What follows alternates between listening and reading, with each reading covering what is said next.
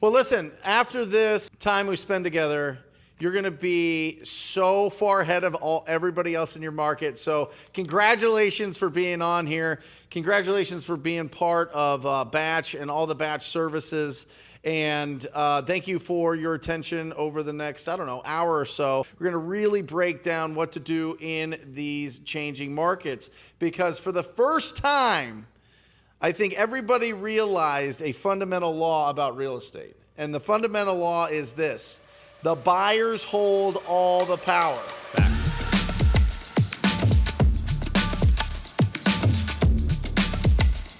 Let's get started. So for everyone who doesn't know who I am, I'm Jesse Burrell, CEO of BatchService and all the products. Next to me is Brent Daniels, Mr. TTP, and now owner of Wholesaling Inc. That's right. That's right. Let's do a little bit of this. Come on. Real quick, me and Brent actually met about 5 or 6 years ago at a mastermind, and that's really where this relationship got started. And it's been so fun to just be a part of this whole journey with you. So being able to do this webinar, I'm excited. So what are we talking about today? We're going to talk about, as Brent just said, finding the right buyers, and we'll give you some tips and tricks for that. We also want to talk about how you should be educating sellers in a shifting market. That's going to be the other thing. One, you have to find the right buyers, but you have to get, contracts at the right price. And then why it's so important to keep building your pipeline. And we could give some great examples for, you want to look at stuff historically, and there's been a lot of things even recently to where the people that have really won are the ones that are trusting the process and building their pipelines. And the last thing is having the right mindset. This is definitely a shifting and as we said, a wonky market to where you can start questioning yourself, and it could get tough. And we're going to give you guys some tips and tricks on that. Number one, here's the thing, guys. In every major market, 95% of the cash buyers are on pause right now. So just to give you an example, we have 6,000 vetted cash buyers in our cash buyer database, right? These are the ones that we've cleaned up. They're responding. These are like going. We are now talking to 600. Like 90 to 95% of the cash buyers are on pause right now because what's happening is they don't want to commit to a project without the numbers being very, very, very, very strong in their favor because the market is a falling knife, for sure. Yeah. It is a falling knife. What I mean by that is it's going to hurt the owners of properties. It's going to hurt the current flippers of properties to get these properties sold. It's not going to be the same as it was for the last essentially 3 years. We're kind of back into the 2017, 2018 market. And if you look at the stats, it'll show you that the buyers have more inventory to look at, more opportunities to look at, which means for us, we have to negotiate harder and just build it into your budget. 30 to 40% reduction in your average assignment fee. 30 to 40%. I'm not joking here. So if you're living on thin margins, you got to really figure out how to make sure that you're staying as profitable as possible. And you have to go and actually talk to the actual buyers that are buying right now. So let's talk about some of those buyers. In Batch, you can obviously pull this right in Batch. You can find all the cash buyers that have purchased in the last 30 days. Listen to me. If you're in a major market where if you're in a market that the appreciation has gone bananas over the last couple of years, you can only pull comps for the last 30 days. Yeah. I am not joking. 30 days. And this isn't new. I've seen this so many times. Jesse's seen this so many times. I've been doing this since 2004. I've been through all of these different market cycles. Typically, it's 5 years where it's like really strong, and then 2 years where it's kind of flat or going down. Right. So this isn't just like prepare for like the next 90 days. This is prepare for the next 24 months. Yeah. Well, let's call it 21 months because we're already 3 months in. Well, I want to talk to some of the new people that don't have the buyers list or anything yet. And I've known about, and this has been a model for a long time, is talk about reverse wholesaling. If you're just getting started, that's where you start pulling cash buyers. You could do it in batch. You could go on Facebook. You could do a lot of ways to start getting cash buyers. But what you want to do is find 5 or 10 people that are really actually buying in your market and understand, are they flipping? Are they buying rentals? Are they doing Airbnb? Like, what is their exit strategy? Really find their buy price to where if you could come to them with what what you have. Yeah.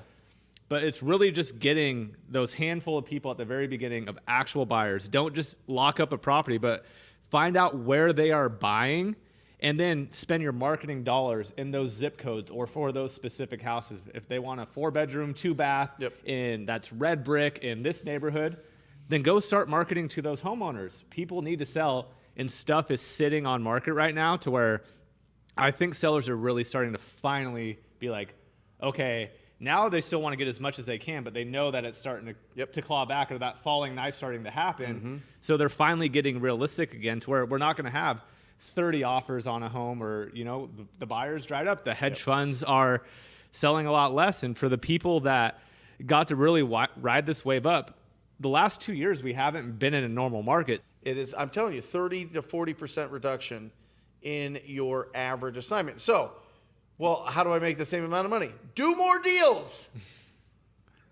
Right? Just do more deals. You got to do more volume. But let me give you something tactical here that you can implement into your business, because we're kind of just speaking about strategy here. And let's like literally go into batch leads. This is all batch customers? It's, you know, more than just batch, but yeah. Well, okay. If you have batch, this will be super, super easy. If you don't, you could go to Zillow. You could do this right now, and you could go and look at all the properties that sold, and you can do a sold search in there. You could do a keyword search and put in as is and do a keyword search and look at all the ones that sold and reach out to all of the selling agents, not the person whose face is on that listing. You got to find out who represented the buyer. You call them up and you say, what are your buyers looking for? I see that you're still active in the market. What are your buyers looking for? And they're going to tell you, and that's exactly what Jesse was talking about reverse wholesaling. What that all that means is you get their criteria first, and then you know what to hunt for. You go ARV times 0.84 minus repairs and minus your fee, and that's your max allowable offer. Let me say that again. Like 0.7 now? It's 0.7 now. So that's 0.7. It's back down to the old school. Yeah, I mean, it was 70% minus repairs. There's your offer price, and minus your what you want to make on it. Yeah, your assignment fee. If you're wholesaling, if you're flipping it, then you already got that built in. But ARV times 0.7, and if you want to do this very quickly, and you're not really like, what's ARV, what's all these things, just look at the Zillow price. Okay. The Zillow price, if it's above $250,000, you want to be at 50%. Let me say it, 50%. It used to be 66%. Now it's 50%. If you are between 250 and 100, 35%. And if you're under 100,000, you're at 15%. Write it down, 50, 35, 15. Remember, every single time that you talk to a property owner, there's 3 factors, okay? It is speed, convenience, and price. The seller only gets 2 out of the 3. Educating the sellers in a shifting market. So let's talk about what's your team doing, or what are your students doing right now? I've kind of been touching on it, but give me some exact examples of kind of what conversations are you having? News articles. Okay. Local news articles about what's happening. Local news data. We have a data scientist, and they have them in every single market, guys. You just have to find out who it is. But what should they type in? Local real estate economist, real estate market information. You know, there's some national ones like Adam Data, but they're a little bit pricey. So yeah, we're going to go in with the market stats and what's going on and the costs going up of fixing up properties. So really, it's the economy, inflation, interest rates, local economy, what's going on in our local market, and then what's going on with construction costs. And I think from a logical standpoint, they can understand this. This won't matter. Let me tell you this right now. This will not matter with everybody else going out there and giving them $40,000, $50,000 above what they should be getting for these properties, which is happening every single day, and they get canceled every single day. Some people are locking them up just to lock them up and then start beating them up on a daily basis on the price of it to try to get it lower. I wouldn't suggest that technique. It's not long lasting, and you're going to build a terrible reputation. So Yeah, you just need to educate them. You can educate them till you're blue in the face. They're still going to take that higher offer. When that falls out, go back to them and just say, not like I told you so, but like I'm here for you when it falls out.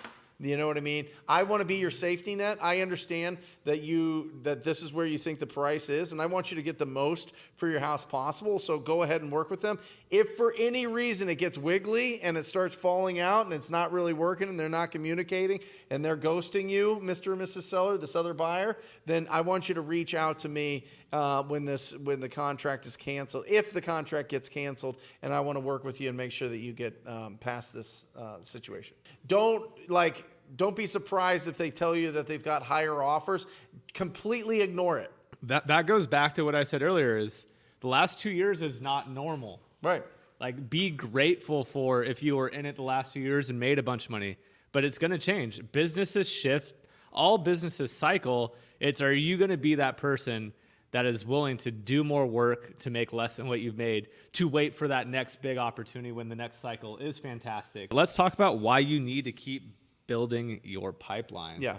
And obviously when the pandemic hit, that's what this is kind of reminding me of a little bit, is no one knew what to do. Yep. And everyone was just, at that time, I think we had 15 properties to flip when March 5th or whatever hit. Annie, my partner, me and my other partner told her to go on a buying spree right before that, and she literally went and spent like all of our money. Yeah. And we had to sit there, and before we panicked, we're just like, okay, like, what do we do? And we're like, let's stick to the plan and see what happens, and we'll continue to buy. And a lot of people, I remember having these big conferences with Carlos Reyes and Zach Keeps and like industry leaders and, all the people, and everyone said, keep buying, but buy deep. And if you're a wholesaler, the bigger the pipeline you have, when the dust starts to settle, the people that stop are the people that aren't going to have any prospects. Right. The people that keep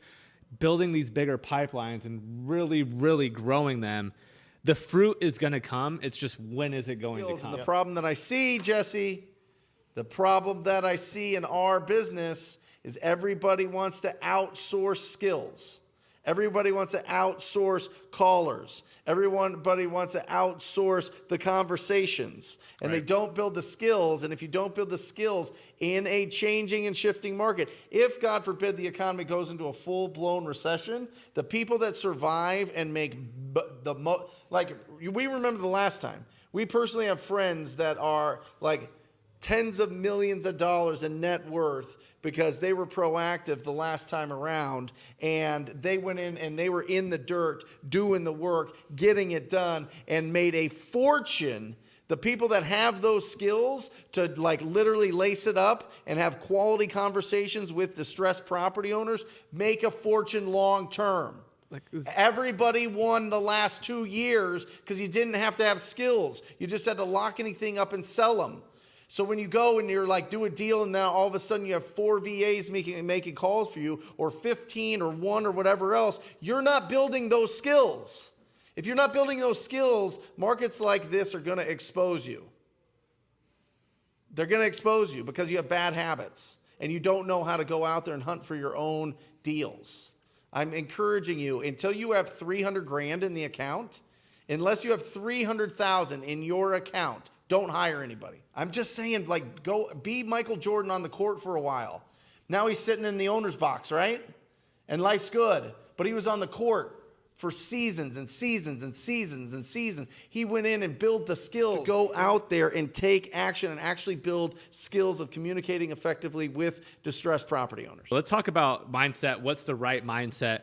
What should you be in today? Because I don't think it's different from 6 months ago to 2 years ago. I always kind of see it as the same thing. The people that truly are willing to put in the work, and you have to be your biggest cheerleader. You have to be optimistic if you're going to be self-employed or own your own business. There's just no way to get around it. That's why people do mentorships. That's why people do coaching. That's why people go and go to meetups. That's why they connect with people. That's why they do it, is because you're instantly connected with, one of those seats that's your personal board of directors. You are your business, without a doubt. So who are your personal board of directors? Who's going to support you? Who's going to protect you? Who's going to cheerlead you? Who's going to open the doors? Who's going to make the connections for you. Because I've got to meet a lot of successful people that are really, really looked up to.